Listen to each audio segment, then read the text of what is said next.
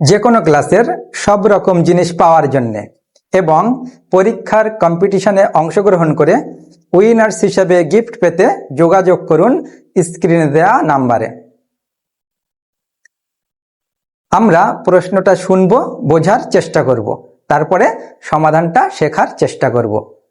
চলো তাহলে দেখা যাক প্রশ্নে কি বলছে।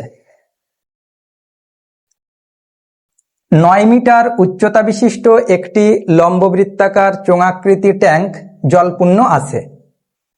6 সেমি দৈর্ঘ্যের ব্যাসের একটি পাইপ দিয়ে মিনিটে 225 মিটার বেগে জল বের হয়।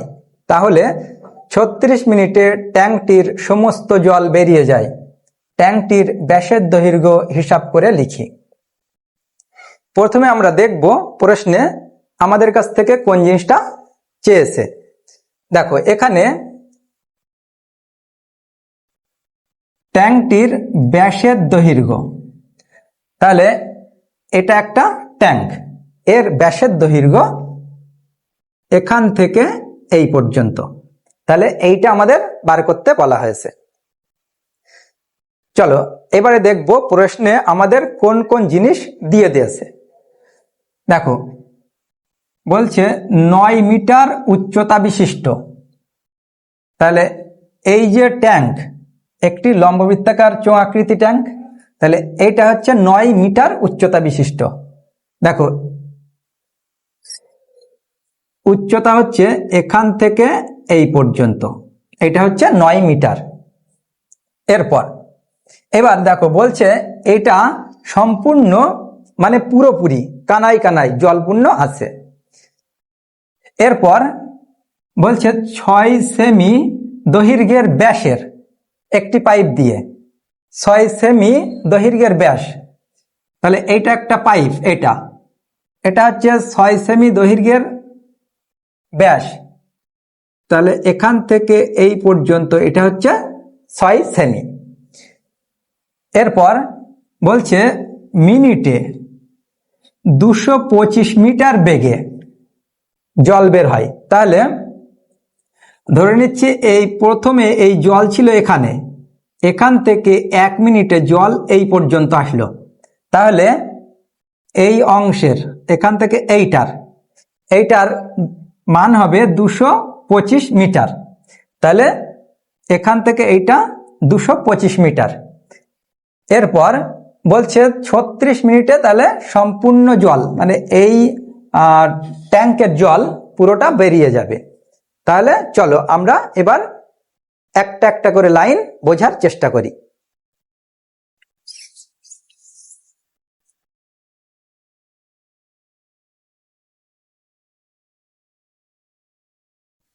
দেখো ধরি ট্যাঙ্কটির ব্যাসার্ধের দৈর্ঘ্য আর সেমি, তাহলে এই যে ট্যাঙ্ক এর ব্যাসার্ধ আমাদের ব্যাস বার করতে বলেছে, কিন্তু আমরা ধরে নিচ্ছি ব্যাসার্ধ এখান থেকে এই পর্যন্ত, এটা হচ্ছে আর সেমি। এরপর দেখো ট্যাঙ্কটির উচ্চতা, এই যে ট্যাঙ্ক এর উচ্চতা অর্থাৎ এখান থেকে এই পর্যন্ত, এইটা হচ্ছে 9 মিটার, যেটা আমাদের এখানে বলে দিয়েছে। এবার আমরা এই মিটারটাকে আমরা সেমিতে নিয়ে গেছি। দেখো আমরা সব এককগুলোকে একটা এককে নিয়ে আসব, তাহলে আমরা মিটারটাকে সেমিতে নিয়ে আসছি। তাহলে মিটারকে সেমিতে নিয়ে যেতে গেলে ডান সাইডে 2 ঘর পরে নিয়ে যেতে হয়, অর্থাৎ মিটার থেকে সেন্টিমিটার 2 ঘর ডান সাইডে। তাই এই মিটারের এই সংখ্যাটার সঙ্গে আমরা 1-এর পিঠে 2টো শূন্য অর্থাৎ 100 দিয়ে গুণ করব। তাহলে 9কে 100 দিয়ে গুণ করলে হয় 900। এরপর দেখো অতএব ট্যাঙ্কটির আয়তন, এই যে ট্যাঙ্ক এর আয়তন, অর্থাৎ এখানে তোমরা লিখবে ট্যাঙ্কটির ভিতরে জলের আয়তন, মানে ট্যাঙ্কের ভিতরে যে জল সেইগুলোর আয়তন। এখানে ট্যাঙ্কটির আয়তন এভাবে না লিখে ট্যাঙ্কটির ভিতরের জলের আয়তন সমান সমান দেখো আয়তন কি হয়, এখান থেকে এই যে অংশটা, এইটা হচ্ছে বৃত্তাকার তল। এই বৃত্তাকার তলের যে ক্ষেত্রফল, এটার মান হয় পাই আর স্কয়ার, যদি ব্যাসার্ধ আর হয়। এবার এর সঙ্গে যদি উচ্চতা এইটা গুণ করা হয়, তাহলে আমরা আয়তন পাই। তাহলে এই উচ্চতাটা আমরা এই পেলাম, উচ্চতা 900, তাহলে এত ঘন সেমি, যেহেতু সব সেমিতে তাই ঘন সেমি। এরপর দেখো, এবার পাইপটি দিয়ে 1 মিনিটে জল বের হয়। এবার এই যে পাইপ, এই পাইপটা দিয়ে 1 মিনিটে জল বের হয়, অর্থাৎ 1 মিনিটে এই পাইপের ভিতরে জলের আয়তন। দেখো এখান থেকে এইটা ব্যাসার্ধ আর এইটা উচ্চতা, তাহলে কি হয় চলো দেখি। না, এখান থেকে দেখো এইটা যদি আর হয় তাহলে, আর এইটা যদি এইচ হয় তাহলে কি হবে, পাই আর স্কয়ার এইচ, এটা পাই। দেখো এবার এই যে পাই, এই পায়ের মান পাই থাকলো, এরপর এই যে আর, তাহলে আর এর মান 6/2।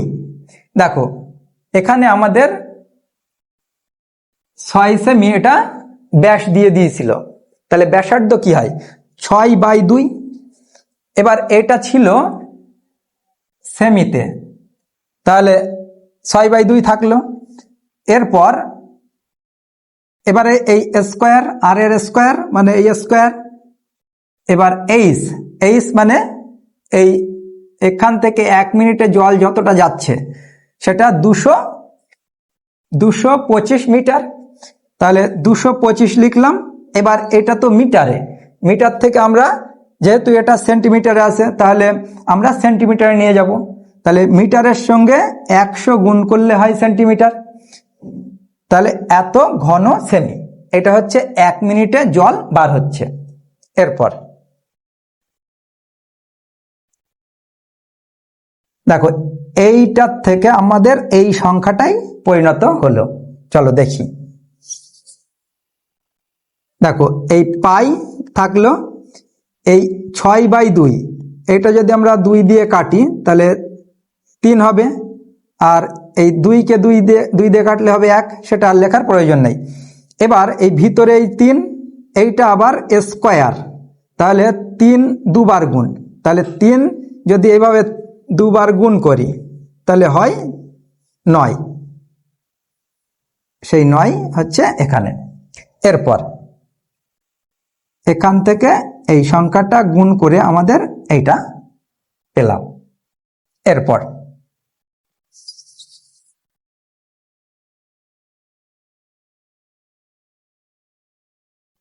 দেখো, অতএব পাইপটি দিয়ে 36 মিনিটে জল বের হয়। এটা আমরা পেয়েছি 1 মিনিটে জল বার হয়, তাহলে 36 মিনিটে কতটা জল বার হবে। দেখো এই এখান থেকে এই সংখ্যাটার সঙ্গে আমরা 36 গুণ করব, তাহলে এত ঘন সেমি। এটা হচ্ছে 36 মিনিটে জলের আয়তন। চলো এরপর দেখো শর্তানুসারে এই সংখ্যাটা সমান এই সংখ্যাটা। এবারে দেখো এই যে এখান থেকে এই সংখ্যাটা, এইটা হচ্ছে এখান থেকে এই সংখ্যাটা 900 পাই আর স্কয়ার, 900 পাই আর স্কয়ার। দেখো এই যে আয়তন, ট্যাঙ্কটির ভিতরে যে জলের আয়তন কানায় কানায় পূর্ণ, এইটার আয়তন এই যে 36 মিনিটে যতটা জল বার হচ্ছে তার আয়তন এইটা সমান হবে, কারণ 36 মিনিটে ট্যাঙ্কটির পুরো জল বার হয়ে যাচ্ছে। তাহলে দেখো এখান থেকে এই সংখ্যাটা আমরা সমান করলাম। এরপর দেখো এইটার থেকে এইটা পাচ্ছি, এখানে এই যে আর স্কোয়ার এইটা রাখছি সমান সমান, এখান থেকে এই যে এই পর্যন্ত সেটা উপরে থাকছে, এর নিচে আর এর সঙ্গে যে সংখ্যাটা বা যে সংখ্যা বা অ্যালফাবেট যাই হোক না কেন গুণ আকারে আছে সেটা এর নিচে চলে আসবে। এরপর দেখো এইটার থেকে আমরা এইটা পাচ্ছি, কিভাবে পাচ্ছি চলো দেখি।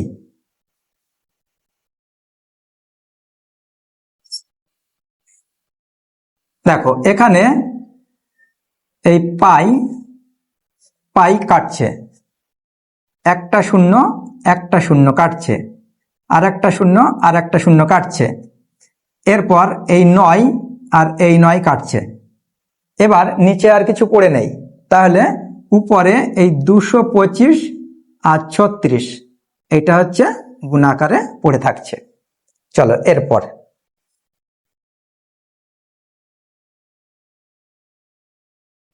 দেখো আর ইকুয়াল টু প্লাস মাইনাস 90। এই প্লাস মাইনাস এবং 90 কিভাবে হচ্ছে চলো দেখে নেই।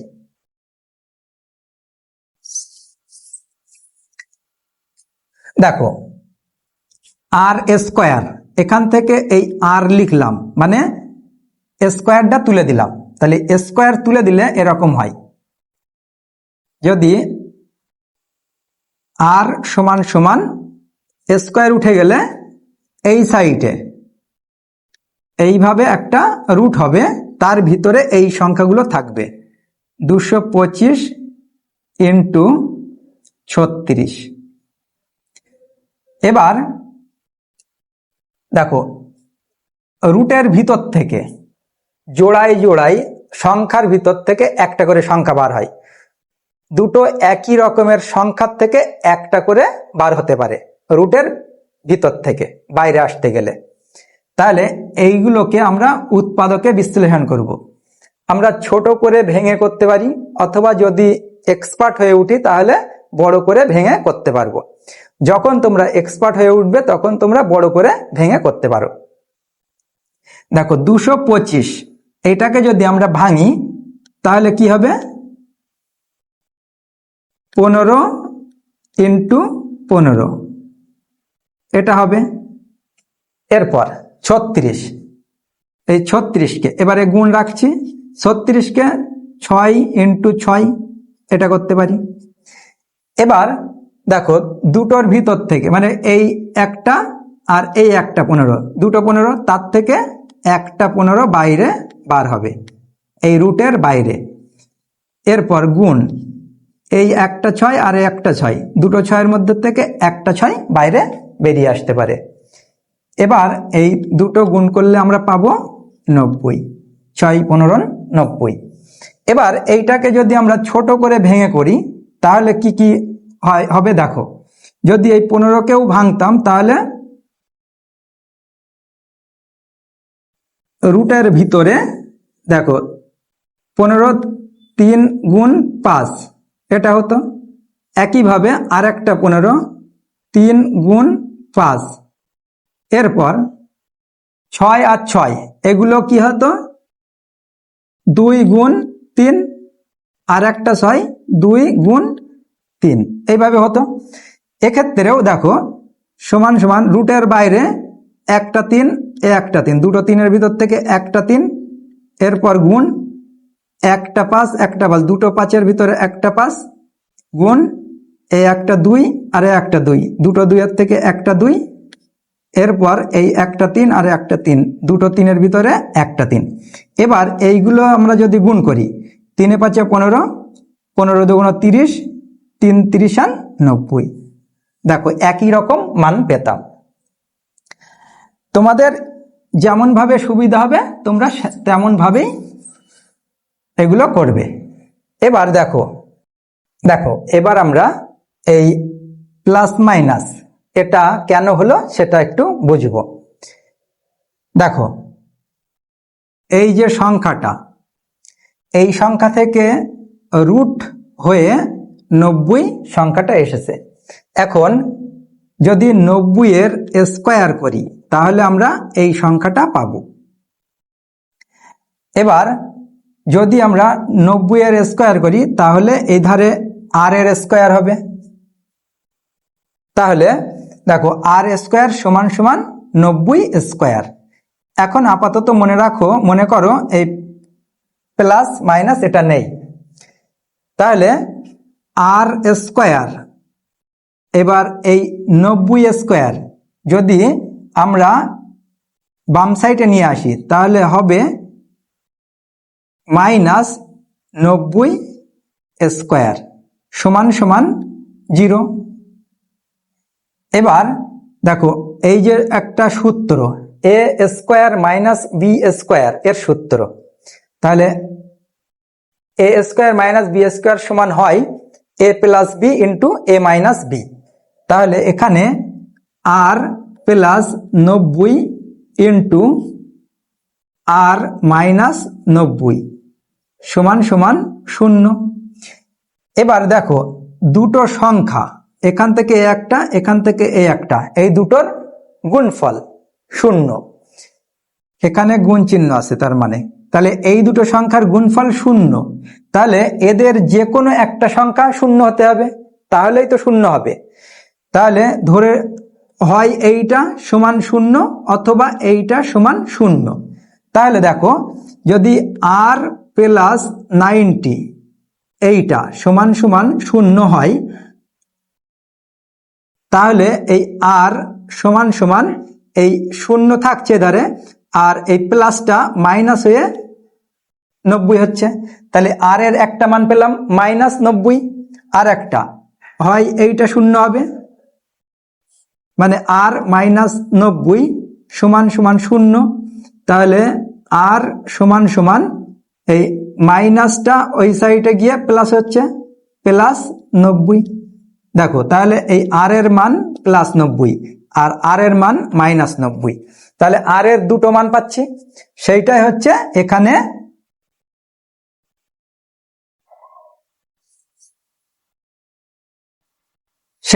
এখানে এই প্লাস মাইনাস 90 একেবারে করে দেয়া হয়েছে। দেখো যেহেতু ব্যাসার্ধের দৈর্ঘ্য ঋণাত্মক হতে পারে না, ব্যাসার্ধ ঋণাত্মক হয় না, ব্যাসার্ধ মানে দৈর্ঘ্য, সেটা হচ্ছে ঋণাত্মক হতে পারে না, তাই are not equal to minus 90, মানে মাইনাস সংখ্যাটা নেওয়া যাবে না। তাহলে সুতরাং আর সমান সমান 90, অর্থাৎ এই প্লাস 90। এরপর অতএব ট্যাঙ্কটির ব্যাসের দৈর্ঘ্য, দেখো এটা আমরা ব্যাসার্ধ পেয়েছি, আর মানে ব্যাসার্ধ, তাহলে ব্যাসের দৈর্ঘ্য হবে ব্যাসার্ধের ডবল। তাহলে আমরা 2 দিয়ে যদি 90-কে গুণ করি তাহলে 90 দুগুণ 180 সেমি। এটাই হচ্ছে আমাদের প্রশ্নে চাওয়া এই ট্যাঙ্কটির ব্যাসের দৈর্ঘ্য, এটাই হচ্ছে অ্যান্সার।